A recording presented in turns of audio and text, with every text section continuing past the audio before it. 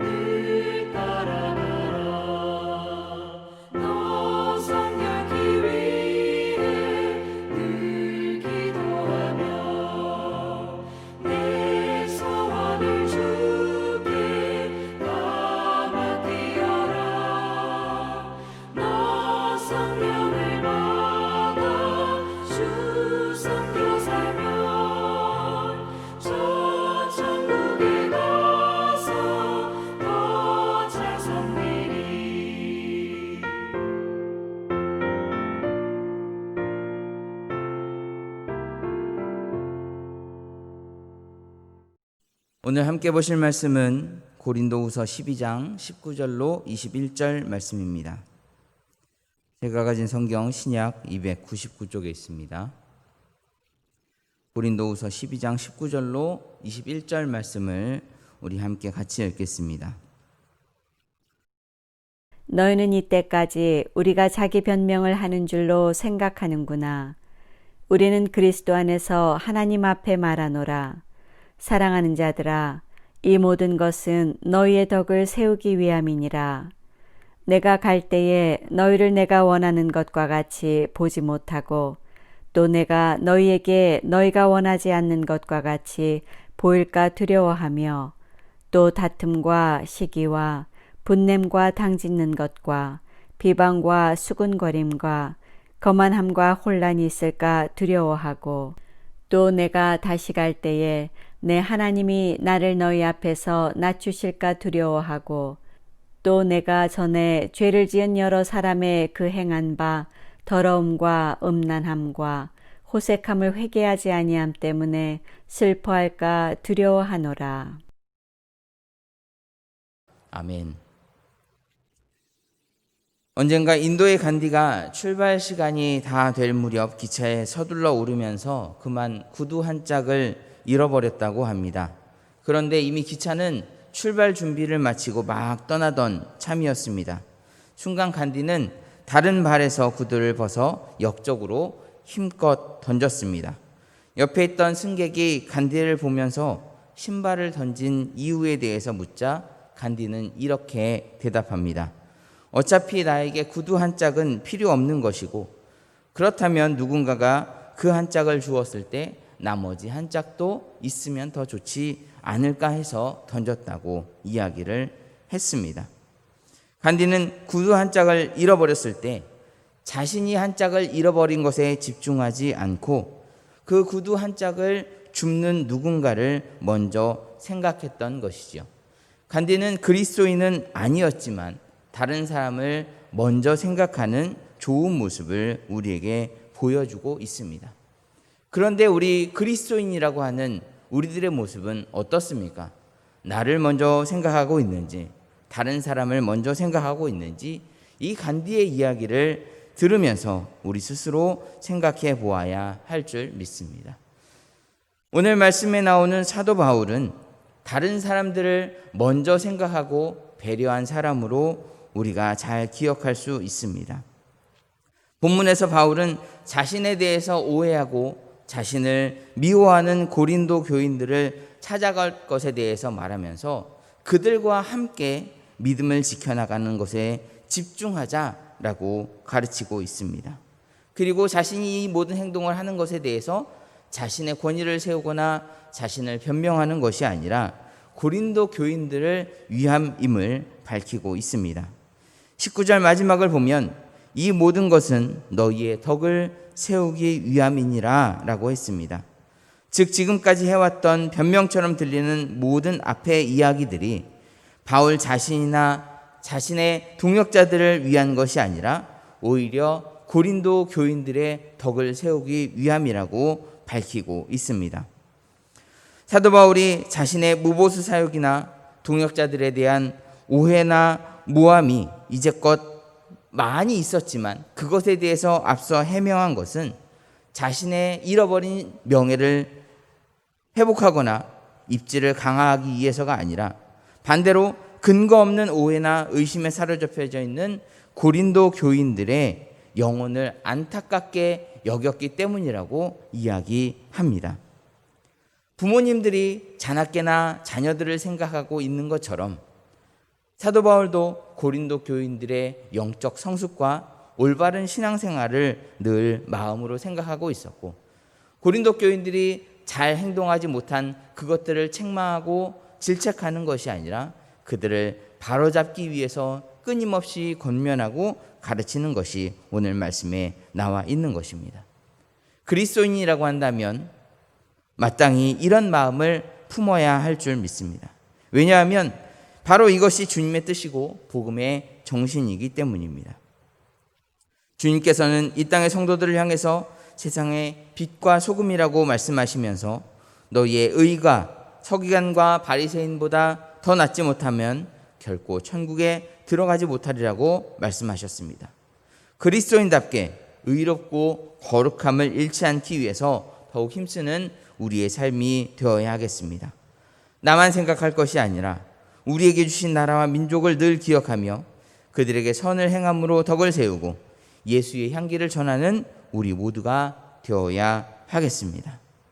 이렇게 정결하게 살며 교회를 평안하게 하는 것, 이것이 바로 재림을 준비하는 바른 모습임을 또한 사도 바울은 알려주고 있습니다.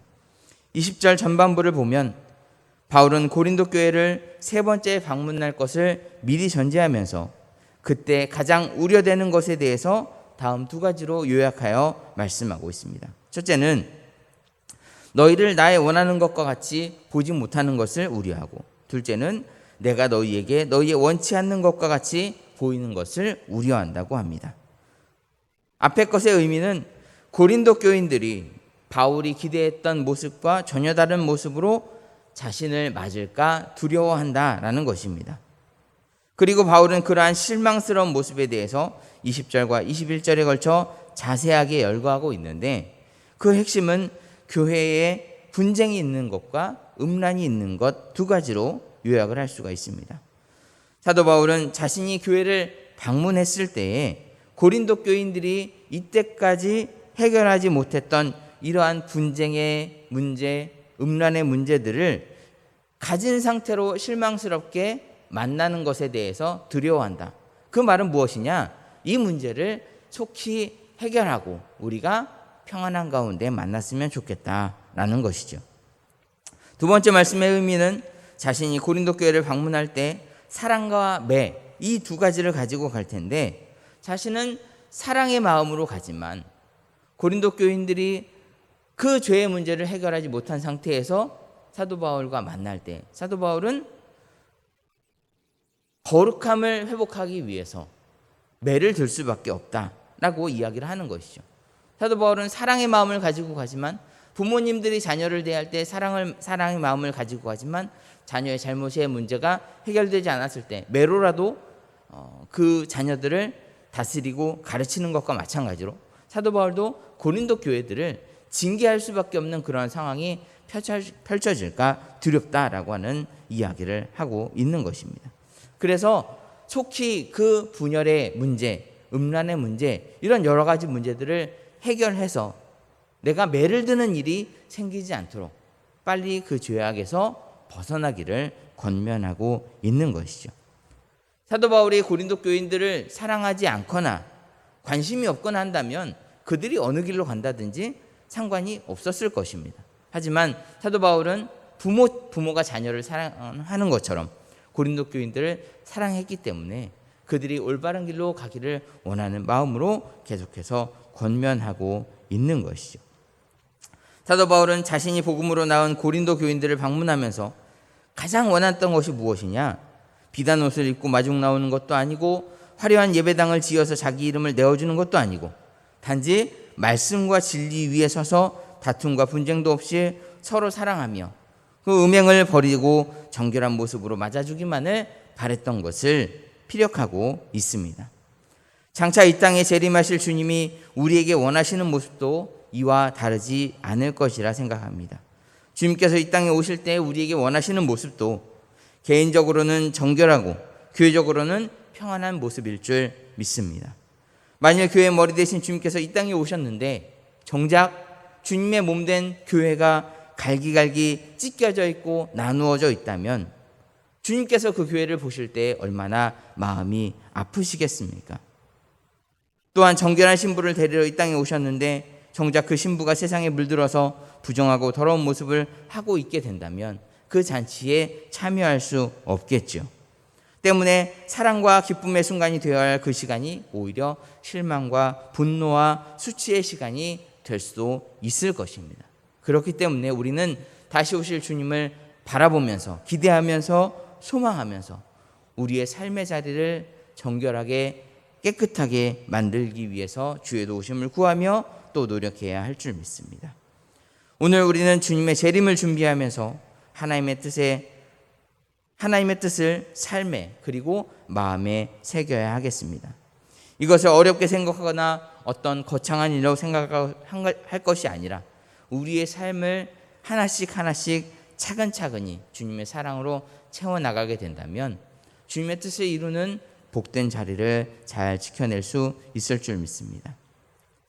교회에 오면 사랑으로 교회를 평안케 하고 세상에 있을 때에는 정결한 모습을 잃지 않고 그리고 이웃을 사랑하며 서로를 배려하는 그러한 모습, 그것이 바로 주님의 재림을 준비하는 모습이고 하나님의 뜻을 이루는 모습인 줄 믿습니다. 주님께서 이 땅에 오실 때에 이와 같은 모습으로 나아가 맞음으로써 주님께서 재림하실 그 시간 감격적으로 또 기쁨과 감사함으로 행복과 즐거움으로 주님을 맞이할 수 있는 우리의 삶이 되기를 간절히 소망합니다. 주님의 다시 오심을 기다리면서 선을 행함으로 주님의 정의를 증거하는 복된 날 되시기를 주님의 이름으로 간절히 소원합니다. 기도하겠습니다. 사랑과 은혜의 아버지 하나님, 우리의 부족함에도 불구하고 우리를 사랑하시는 하나님의 은혜에 감사를 드립니다. 이 땅을 살아가는 동안 우리의 삶에 다가오는 여러 가지 문제들, 유혹들, 환난들 있습니다. 하나님, 그것들을 잘 견디고 이기고 승리함으로 주님 앞에 멋지게 설 수 있는 우리가 되기를 소망하오니 성령님, 우리를 올바른 길로 인도하여 주시옵시고 나만 생각할 것이 아니라 다른 사람을 생각하며 그들에게 선을 행하며 하나님의 복음을 증거할 수 있는 복음 전도자의 삶을 또한 살아갈 수 있도록 인도하여 주시옵소서. 이 어려운 때에 주님 그리스도인답게 멋진 모습으로 하나님께 영광이요 세상 사람들에게 빛과 소금의 모습을 보일 수 있는 우리의 삶이 되기를 간절히 소망하오니 주여 도와주시옵소서. 예수 그리스도의 이름으로 기도합나이다. 아멘. 찬송가 421장 찬송 부르시겠습니다.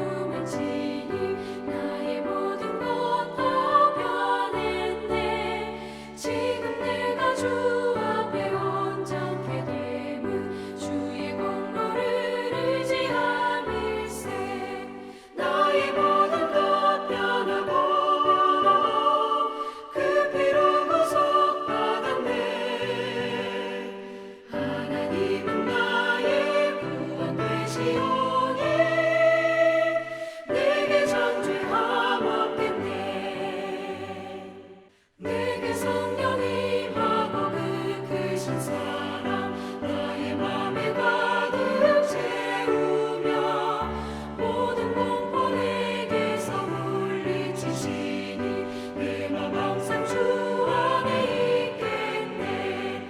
나의 모든 것 변하고 그 피로 구속받았네.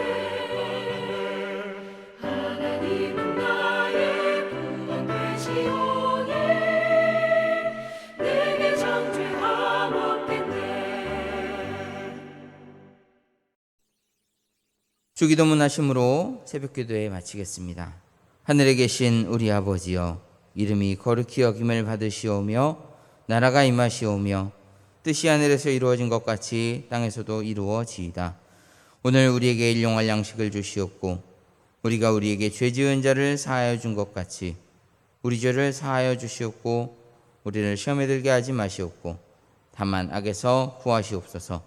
나라와 권세와 영광이 아버지께 영원히 있사옵나이다. 아멘.